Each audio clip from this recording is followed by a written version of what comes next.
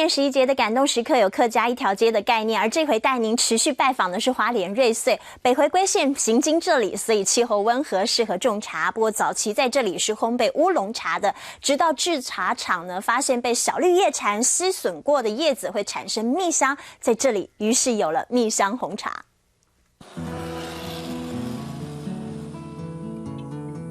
北回23.5度线上造就花莲瑞穗的温和气候，低海拔的土地孕育出得天独厚的蜜香红茶。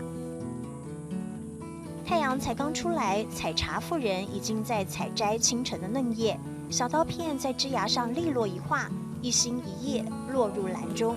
采蜜香红茶是采这么嫩，就是一心一叶，大概要在22000个这个芽茶才做有1斤的茶干，所以这个下茶应该会苦涩的。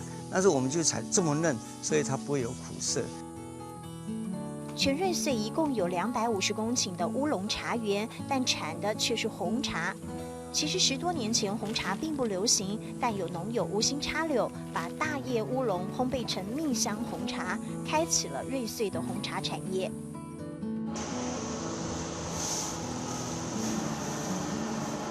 条茶面吼，做好很多开过。回归灶吼，用做得买。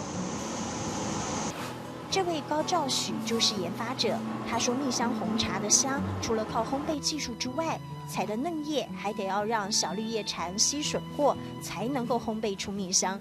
这小绿叶蝉现在我有跟他命一个名称，因为我姓高，所以说我跟他称那个高小蝉。如果高小蝉努力的话，我们的这个蜜香就会做得非常的好。天然的虫害成了最大的帮手。其实高先生年轻时不务农的，而是在台北打拼。只是淳朴的客家人不习惯匆忙的步调，选择回花莲钻研制茶技术，就靠着蜜香红茶，在2006年拿下世界红茶赛的冠军。瑞穗的蜜香红茶开始一炮而红了。这就是我们现在做这个蜜香红茶它一定要经过小绿叶蝉吸吮的。